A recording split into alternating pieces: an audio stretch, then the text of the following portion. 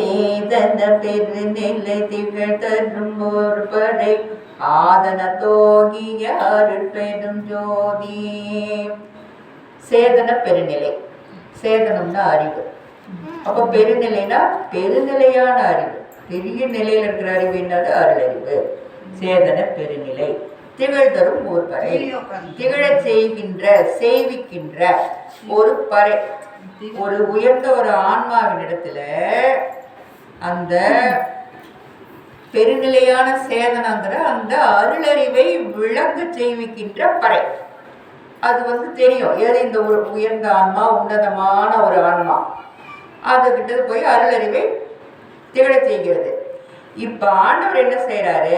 அந்த பக்குவப்பட்ட அந்த ஆன்மாவின் இடத்தில், ஆதனம் அப்படின்னு சொன்னா இடம், பக்குவப்பட்ட அந்த ஆன்மாவின் இடத்தில் ஓங்கிய அருட்பெருஞ்சோதி, அங்க போய் அப்படியே உட்காந்துட்டு அப்படியே ஓங்கி நிற்கிறாராம் ஆண்டவர். அவர் கண்டுபிடிச்சுக்குவாரு. நாம ஆண்டவரை இம்ப்ரெஸ் முடிஞ்சா செய்யலாம், ஆண்டவரை கண்டுபிடிச்சு. அது பறையோட வேலை. அதுதான் எந்த ஆன்மா அப்படி இருக்குன்னு பார்த்து அந்த ஆன்மாவை அப்படியே ஆக்டிவேட் பண்ணிவிடும், அந்த அருளறிவுக்கு அதை மேல நிலைக்கு ஏற்றி விடும். இப்போ அந்த மாதிரி ஒரு பக்குவப்பட்ட ஒரு ஆன்மா அந்த அருளறிவு அடைஞ்சிட்டாவே அடுத்த அருள் நிலை தான்.